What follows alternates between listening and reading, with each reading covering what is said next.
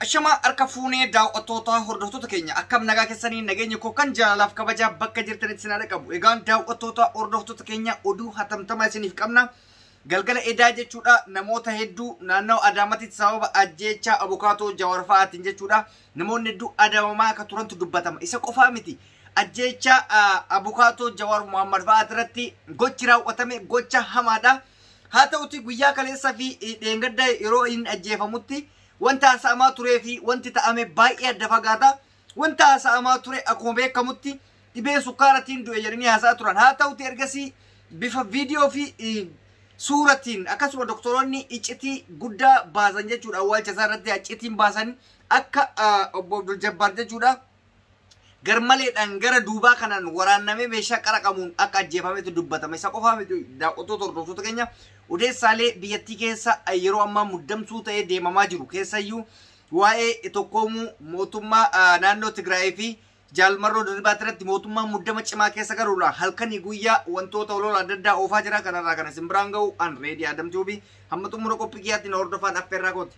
Egaan daawwattoota hordoftoota keenya akkuma beekamutti mootummaan abbaa irree dhiyeenya kana waggaa tokko kan geenye keessatti artist Haacaaluu Hundeessaa erga nyaateen boodatti hayyoota hedduu hidhuudhaan ilmaan Oromoo qaqqaalii qeerroo lafaa dhufaa hedduu ajjeechadhaan lafarraa gocha suuqaneessaadhaan balleessaa ture ni yaadatama. Haa ta'uti amma Jawaar Muhammad fa'aa ajjeesuu kan dadhabe gama abukaatolee isaatiitti akka haqa isaatiif hin dhaabbanneef irratti dhufee jechuudha. Isumaayyuu haqa kana haaluudhaaf mana hospitaalaa seensanii namni tokko akka reeffa isaa laalleef waa hedduu gochaa turan.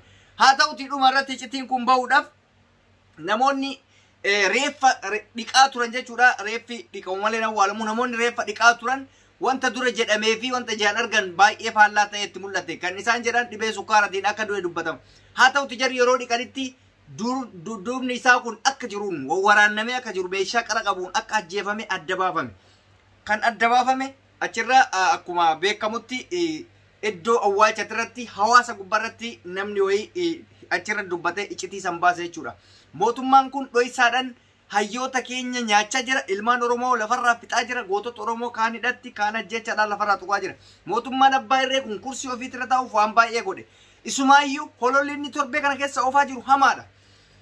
Jaalmarroo Dirribaa fi TPLF maaliif walii galan kan jedhu holola guddaa godhanii wantoota amma dura TPLF abaa ofaa irratti haasofte viidiyoo ol baasanii waan qabatan wallaanii haasa'aa jiran. Kun isaaniif muddamsuu cimaa ta'eeti.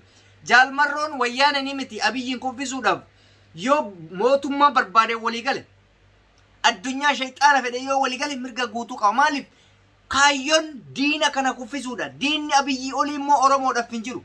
Wayyaanin jedhan hanga abiyyi diina miti. Sababni isaa abiyyi har'a TPLF wayyaane diina godhee Eertiraa biyya biraa fira yoo godhatu isa kamturra diina yaa uummata keenya biyya saniif. Seenama keessatti Oromoo Itoophiyaadhaaf xalaanni guddaan Eertiraa ture. Addunyaan raasoftee addunyaan araarsuu dadhabde.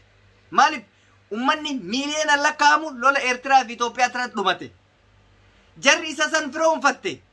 Wayyaanee isaan bulchaa turan, isaan guddisaa turan, isaan barsiisaa ture har'a diina akkamitti gochuu danda'an. Isumaayyuu mootu Oromoodhaaf saammaa kanatti wayyaan irra bilchiginnatu diina guddaadha. Jaalmarroon abiyyi fira godhatee lakkini dhungachaa jira waan gaarii naa gochaa jira jedhee isa dhiise wayyaanee hojii deebi'ee akka xalaatoma barbaadda. Holollummaan isin ooftan kun akkamii akka ta'e na dhibeen. Ani akka dhuunfaa kiyyaatti siyaasan beeku garuu Jaalmarroon na caalaa beeka waan ta'eef goota akkanaa waan inni godhe hunda jala deemee hojii ta'uu qaba. Dirqama. Ana moo Jaalmarrootu beeka. Itti yaadati baruu waan kana itti seen. Si moo Jaalmarrootu irra beeka. Saa ammaa kanatti beekan jiru yoo jiraate kan ala jiru Jaalmarroodha kan mana hidhaa keessa jiru Jawaar fa'a. Goonni jaraa olii hin jirtu. Beekan jaraa olii illee hin jirtu. Duubaan beekaa kiyya kana jala yoo hin deemne wallaalaan fixaa jiru kana jala deemuu akka barbaadanii. Hayidhi jiru isa kanaa jechuudha. Bilchiginnaan akka malee muddama cimaa keessa galteetti. Kufaatii keessa galteetti. Holola adda addaatiin baddee nama balleessuuf deemaa jirtan isinitti mee bilchiginnaan gaafa baddus Oromoo balleessitee baddi gaafne jennu ragaa wajjin kuloo jammarte.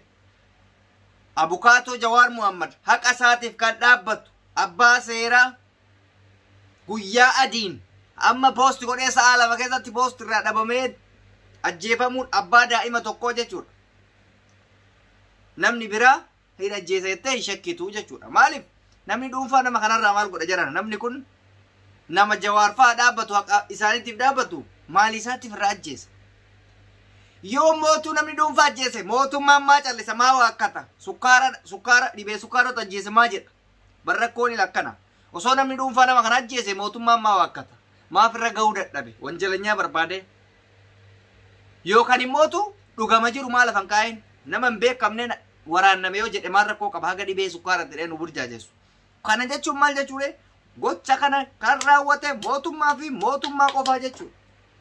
Silaa waakkatu kaa odoo dhugaan isaa ka isaa ta'uu baate osoo gocha san ofii gochuu baate haqa jiruun dubbata. Ajjeefameedha bakka. Garuu akka waan inni ofii du'ee fakkeessanii olola oofanii jechuudha. So uummanni Oromoo dammaqee biltsiginnaan baduuf deemaa jirti of eeggataa jechuudha.